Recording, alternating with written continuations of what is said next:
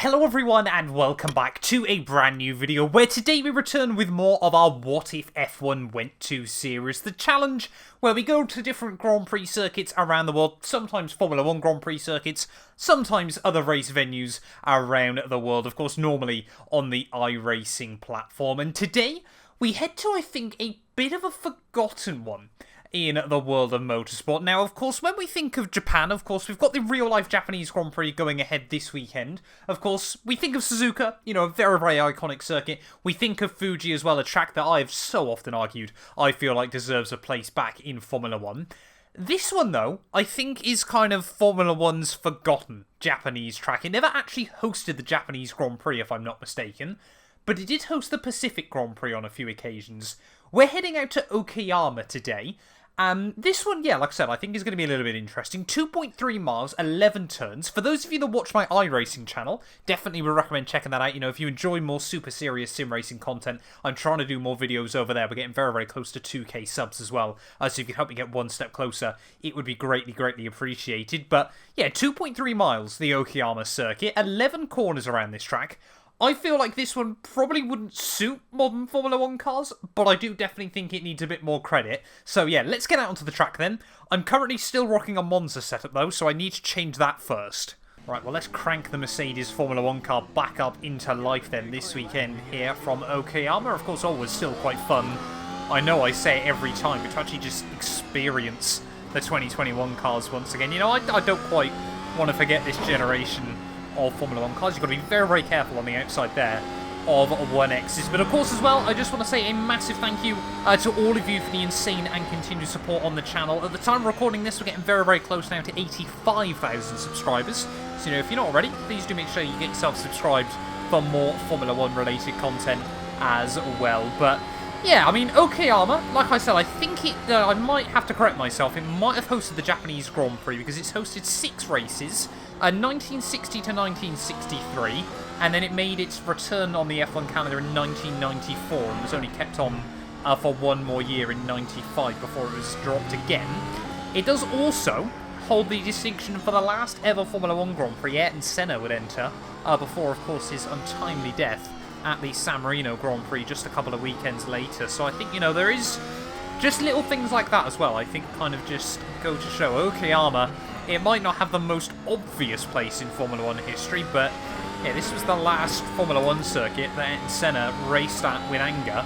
Obviously, yeah, before heading to the Imola GP just a couple of weekends later. But like I said, 2.3 miles, so it's not as long as some of the other Japanese circuits in Formula 1. Only 11 corners. Honestly, going around, that kind of surprises me because it feels like you're doing corners a lot around this circuit. But I do think it's quite a fun little track. Now, don't get me wrong, far too small, I think, nowadays to get some proper Formula 1 racing out of it. You know, this is the longest straight you've got on the lap, and I don't fancy many people's chances. I mean, already, even our outlap was a 1:17, so of course when we do some more aggressive laps on a set of soft compound tyres in a minute, we'll see just how quick we can really get this car round here. But that proves my second point, that there is not much room for error around this venue. It's, you know, an old school circuit, so there's no sort of runoff areas. It is just tarmac, grass, or gravel in a lot of places as well. And it is quite a tricky little track to try and build confidence around because so much of it is quite low speed still, so you really are trying to hang on through the corners, especially through those couple of hairpins there. You really do struggle to put the power down on the exit. But yeah, I mean, it's got quite a good blend of corners. So, you know, you've got some fast sweepers there, like at the final corner, 2 DRS zones as well already in place around Okayama, so at least we know they're sort of good and ready to go. But yeah, you've got a good mix. You know, like I said, the slowest... Don't hit the wall, please. Damn it. Yeah, I mean, slower speed stuff, like I said, through the final sector, but some really fast sweeping bends as well through the first sector, and then of course the final couple of turns as well are really, really exciting. Let's just see that little mistake then once again, just running it a little bit too wide on the exit there. Dipped the wheels on the sand. Almost thought I kept it out of the wall, until not at the last moment where it ate concrete. Let's head back out there again. I'll put some soft tyres on and we'll try and go for some more aggressive laps. Right, we're heading back out then onto the Okayama circuit, trying to go for a bit more lap in anger now.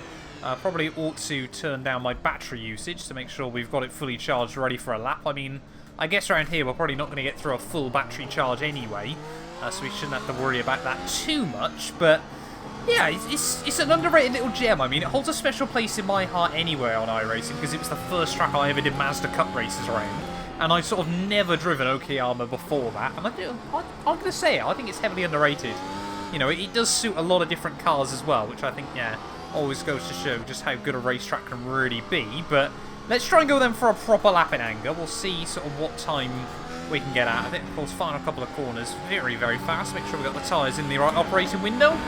And let's then try and open up the DRS as we head back down towards turn 1 here. Third gear corner. Like I said, got to be very, very careful now of running a little bit wide on the exit, and certainly left a little bit on the table there. Turn 2, I feel like... Oh, it's not quite flat out there. I had to blend the throttle quite a bit, but you can take a lot of curb through there. 3 and 4, nothing corners. Avoid setting yourself up for the hairpin. Again, third gear there, but it's such a difficult corner because you really want to try and carry the throttle as early as possible there as you head out onto the back straight and the second DRS zone of the lap. Best chance for overtaking will be down into the hairpin. Going to brake just after the 100-metre board there, and even that was probably on the early side. And then we get into the really tricky stuff. Low speed, tight, twisty section as the track kind of folds in on itself through this second half of the lap. There, you know, got to try and get the distance up around this circuit. I really do wonder, actually, if in past versions of it, you know, whether you did cut straight across there through that whole little complex and just head straight down in towards the final corner. That penultimate turn is definitely closer to flat out than I've just done there, but out of the final corner up towards the line then. What is our first time on the board going to be? It's going to be a 106 there, if I'm not mistaken, a 106.606, so not a bad little benchmark. I definitely feel like 5s, maybe a high 4 is doable around here if we get it really nailed there, because it was certainly a fair bit of time dropped. But yeah, I mean, this track is, yeah, will certainly punish you if you make a mistake. It does, you know, it's one of those circuits that I always like. It's easy to learn, difficult to master. It really does take a lot to try and get the most out of the car around here. So let's just see how much more aggressive we can try and be on the brakes. Then down in towards here, pretty nicely slowed down that time around, so you can brake at the gantry, and then it's just through here. Obviously, you've just got no grip whatsoever, no downforce working to help you out there as the car just skates around underneath you. Really trying to just chuck it in to the first part of the double hairpin, second gear through here, just trying to avoid too much wheel spin on the exit. And let's see if this corner is now flat. Whoa! Don't hit the wall, please. Damn it. Not quite flat out then, that penultimate corner. I guarantee you on a proper lap, we can get that one flat out, but it's going to take a little bit more work. I'm going to try and sit back, do some laps. We have damaged the front wing. We'll see what sort of times we can get.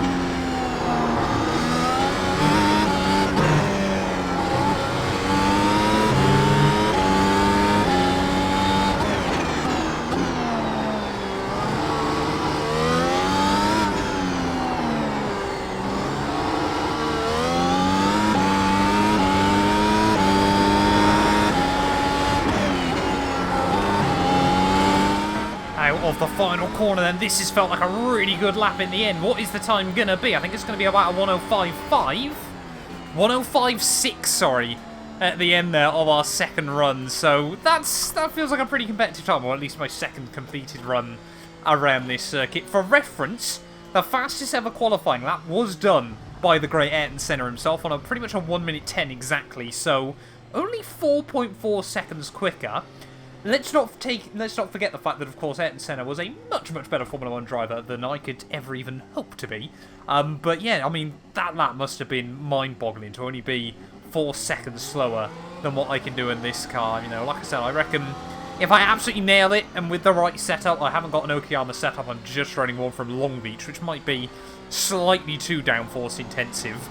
You know, you could probably get into I could probably get into the 104s. Good drivers could probably be looking down in towards the 3s, maybe even the 2s, if they got it absolutely nailed here. But yeah, Okayama, I think certainly a track that I don't think should be forgotten entirely from its place in Formula 1. This is where I thought, you know, I wonder whether the track used to just go straight on there, and it was only really a sort of 7 or 8 corner layout. Of course, you have also got the short version of Okayama, which cuts out this entire sector of the road there, and you pop out of turn 1 and come straight out here. That's often used for drifting, and some of the drift montages you see around here are absolutely mind-boggling as well. But yeah, like I said, you know, I think this place certainly holds a lot of weight in Formula 1 as well. You know, those memories of Ayrton Senna. Of course, his last, well, he never sadly even completed the Grand Prix. Unfortunately, he had to retire quite early on in the afternoon there. One thing I do hate about this circuit, though, it's got an awful pit lane. Like, that is horrendous through the final couple of turns. But yeah, let me know your thoughts and feelings of the Okayama circuit just down below for me as well. We are going to be staying in Japan next week. There's probably quite a big hint as to where we are going to be heading next in this series. But yeah, we will be returning to Japan one more time here on iRacing. But yeah, if you have enjoyed this video, please do make sure to leave a like, get yourself subscribed as well, and we will return very, very soon with more sim racing content.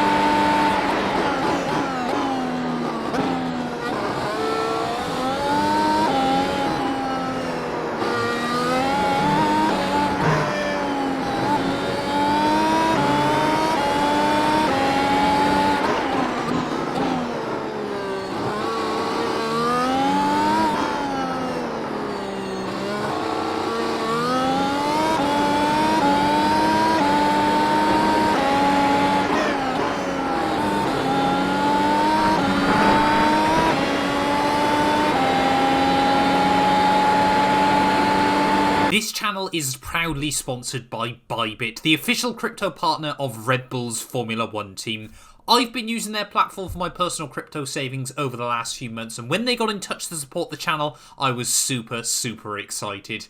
Currently, they're offering you guys a special new promo for the first 100 of you to deposit $10 or more onto the platform. You'll get another $10 free. Also, 5 lucky winners will get their initial deposit doubled up to $1,000. That means if you deposited $1,000 onto the platform using my codes below, you could be within a chance to get another $1,000 completely free. We've seen the landscape around crypto drastically change over the last couple of years, and I genuinely believe it holds an important place in our future. However, please be careful as always when trading, as you are liable to lose money. But if you're interested and you're 18 or older, click the link down below to get started and see why Red Bull and myself, as well as thousands of others, trust Bybit as their crypto. None of these videos would be possible without the help of our channel members, so a massive thank you to all of the names you see on your screens currently for helping support the channel. You can join them by clicking the join button down below, and yeah, thank you once again to everyone that continues all the insane support on my work.